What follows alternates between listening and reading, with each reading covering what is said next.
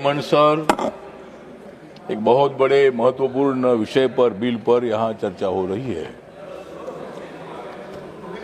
जो नौजवान छात्र है उस छात्र के जिंदगी का विचार करने वाली सरकार हमारी है।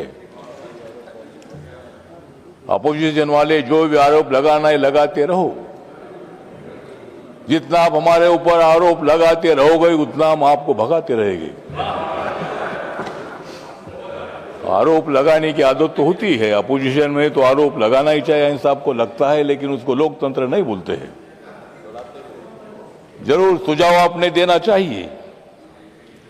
नीट को फिट करने के लिए मोदी सरकार ने ये बिल लाया है। नीट को फिट करने के लिए मोदी सरकार ने बिल लाया है और उनकी मांगे पूरी होने के बाद छात्रों ने नरेंद्र मोदी जी के अभिनंदन का गीत गाया है। आप लोगों को मालूम नहीं है, छात्र खुश है, उनको भड़काने का प्रयत्न मत करो। हमने भी लाठी गोली खाई है। हम जब आंदोलन करते थे तब हम भी बोलते थे कि लाठी गोली खाएंगे फिर भी आगे जाएंगे, और हमारे ऊपर भी बहुत बार लाठियां चलाई गई है। हम भी लाठी नहीं खाते थे तो डेप्यूटी चेयरमैन सर हम इधर नहीं आते थे। लाठी खाने के लिए हम आगे बढ़ते थे। पुलिस का सामना हम करते थे तब बीजेपी की सरकार नहीं थी, ये कांग्रेस वालों की सरकार थी। मराठवाड़ा विश्वविद्यालय को बाबा साहब का नाम देने के लिए 17 साल तक हमने मोर्चे निकाले, हजारों मोर्चे निकाले थे।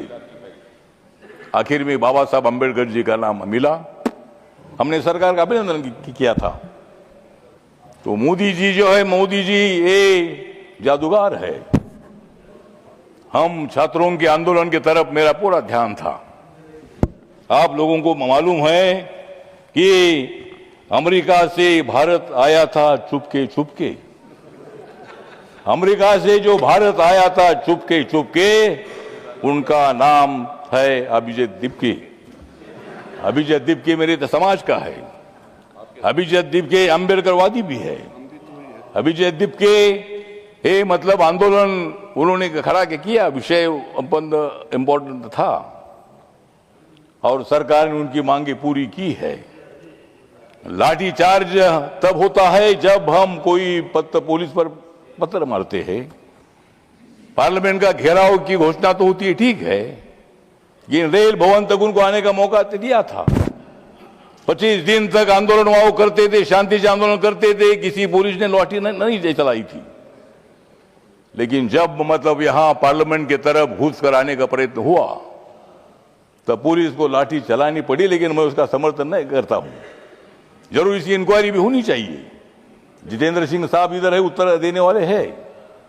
जरूर अगर कोई पुलिस वालों ने गलती की होगी तो उनको सजा मिलनी चाहिए, उनके ऊपर एक्शन होना चाहिए। लेकिन नरेंद्र मोदी सरकार पूरा देख रही थी। हमें मालूम था पूरे देश भर आंदोलन हो रहा है और सारा देश के लोग मतलब उनको सपोर्ट कर रहे हैं। इसीलिए सरकार ने धर्मेंद्र प्रधान जी का रिजाइन ले लिया है। धर्मेंद्र प्रधान जी के रिजाइन की उनकी मांग थी। हमारे जेपी नड्डा साहब और जितेंद्र सिंह जी बार बार उनके साथ बात कर रहे थे, पूरा ध्यान हमारा था। लेकिन आप लोगों को भड़काने के लिए जा रहे थे। आप वहां जाकर मतलब उनको चेतावनी देने का प्रयत्न कर रहे थे। लेकिन वो छात्र जो थे उसमें कुछ छात्र घुस गए, जो हमारे अभिजीत दीपके के साथ जो छात्र थे उतना नहीं थे, और भी कोई मतलब उसमें छात्र थे।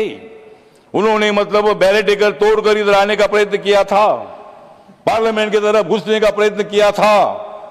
इसीलिए वहां जो भी हुआ नहीं होना चाहिए था। 25 दिन तक शांति से आंदोलन चल रहा था और सरकार पूरा ध्यान दे रही थी। सरकार ने पूरी मांगी उनकी मान्य कर दी है और इसलिए ये बिल जो यहाँ लाया है, इस बिल जो लाया है मतलब नीट पेपर हुआ था लीक। नीट पेपर हुआ था लीक और उस पर चर्चा करने का ये आया है हमारे ऊपर, ये चर्चा करने का ये है वीक। तो हम सब लोग मिलकर, जो हमारे छात्र है, नौजवान है, उन नौजवानों के पीछे हम लोग हैं। नौजवान हमारे नहीं रहते थे तो शायद 2014 में नरेंद्र मोदी की सरकार नहीं आती थी। मैं कांग्रेस पार्टी को छोड़कर अगर मैं बीजेपी के साथ नहीं आता था तो सरकार नहीं आती थी, ऐसा नहीं है, लेकिन मैं आपके साथ आया, आपको सपोर्ट करने के लिए मैं आया था। मेरी पार्टी बाबा साहब अम्बेडकर जी की पार्टी है, समय पूरा हो गया और इसीलिए इस बिल का समर्थन करने के लिए मैं यहाँ खड़ा हूँ। नौजवानों को भड़काने का प्रयत्न मत करो, सारे नौजवान हमारे साथ है, वो आने वाले चुनाव में भी हमारे साथ रहेंगे और 2029 में भी नरेंद्र मोदी जी प्रधानमंत्री रहेंगे और उस मंत्रिमंडल में मैं भी उसमें रहूंगा। Thank you. अब इसीलिए मतलब ठीक बात है, तो इसीलिए बिल जो है बिल पर सुझाव दे दीजिए, दोबारा पेपर लीक ना हो उसके लिए आपके सुझाव जरूर हम सुनेंगे और उसमें क्या परिवर्तन करना है उसके बारे में हमारी सरकार विचार करेगी। जय भीम, जय भारत। धन्यवाद।